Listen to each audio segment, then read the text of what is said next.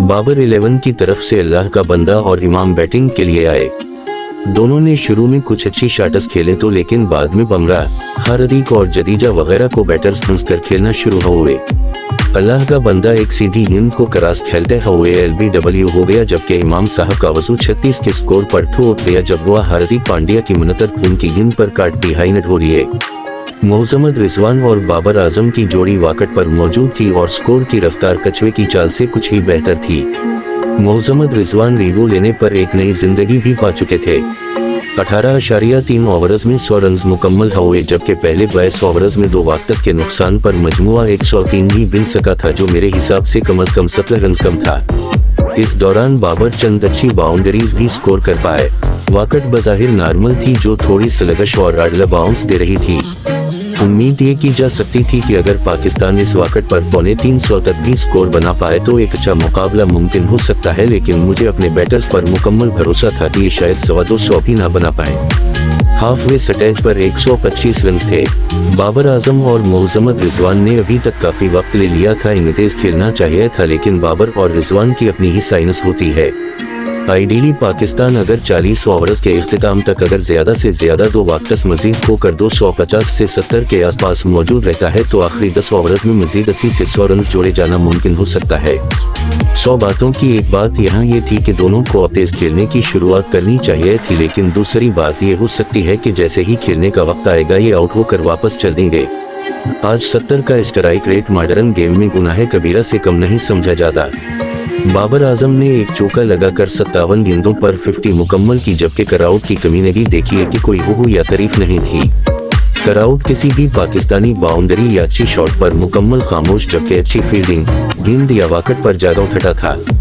इतने कम ज़रफ़ या तंग दिल तमाशाई दूनी में कम ही देखे हैं। कुछ देर बाद वही हुआ जिसकी तवक्को थी, यानी बाबर आजम मोहम्मद सिराज की गेंद पर बुलेट हुए।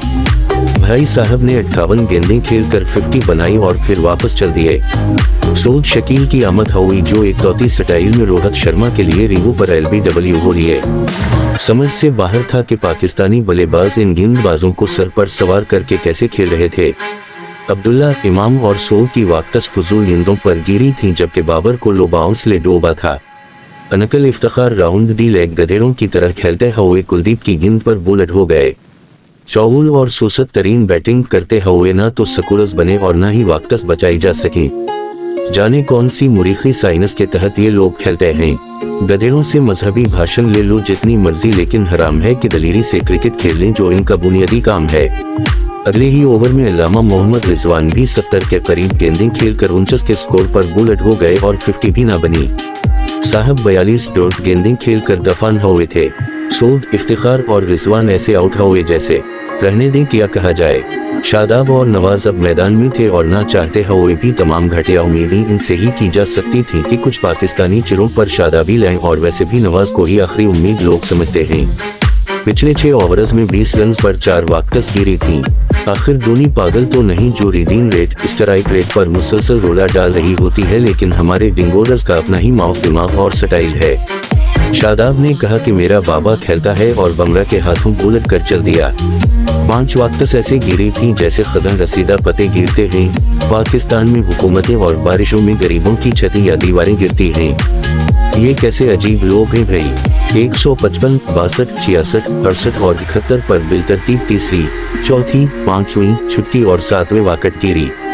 कोई जज्बाती कुछ भी बकवास करे, लेकिन इन खरामियों को एक खास लाबी और माइनर सीट के लोगों के नर्वे से निकालकर नफ्सियाती माहिरीन के हवाले करना चाहिए। हार्दिक की एक खरामी सी गेंद पर नवाज ने अपनी वाकट बुमराह के हाथों इंडिया को नवाज दी।